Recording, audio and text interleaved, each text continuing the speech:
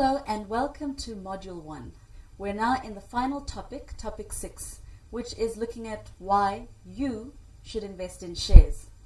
So let's get started. So if we have a look at the top 5 performing shares on the JSE, let's have a look at the slide. We've got, a variety here from Coronations, EO8, which is in the technologies industry. If we look at their prices, opening prices from October to September last year, 2013, and we look at the total return that these shares have earned in that period of time, it is phenomenal. Just have a look at that. For instance, Coronation, over 1,600%. And even if you look at the fifth one, 785%. I mean, where else do you get such returns? And if you think of your investment options, we've looked at preference shares, we've looked at bonds. Another option that you have in terms of investment is just to leave your money in money markets, in the bank, to earn interest.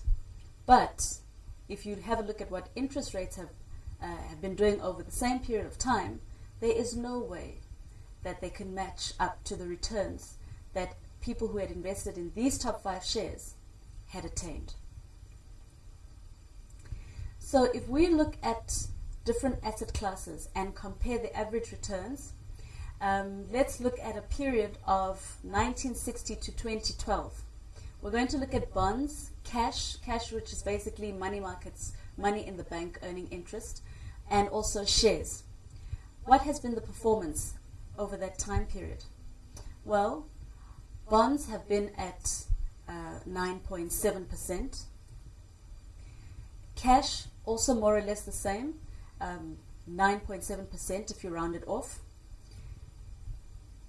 Equities, shares, 19.1%.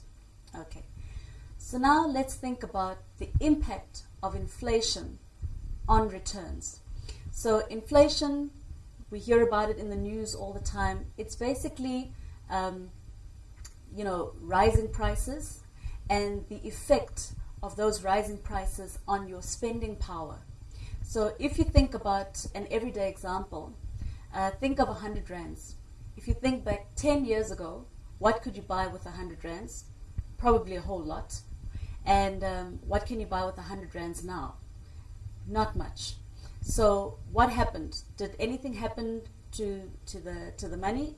All that happened was the spending power changed because of inflation.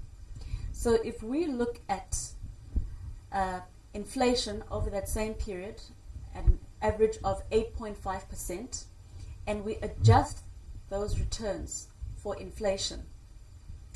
So that basically means that we take the return and we minus inflation to see what your real return is. How does the return look for bonds? 1.2%. For cash, 1.2%. For equities or shares, you're looking at 10.6%. So shareholders who were invested in the share market basically got returns which were above inflation, well above inflation. So as you can see, in terms of the different investment options, it makes sense to consider the share market. And that brings our module to a wrap. I hope you've enjoyed this module, and we've got more exciting modules coming up. So do stay tuned and keep adding knowledge to your knowledge. Thank you and goodbye.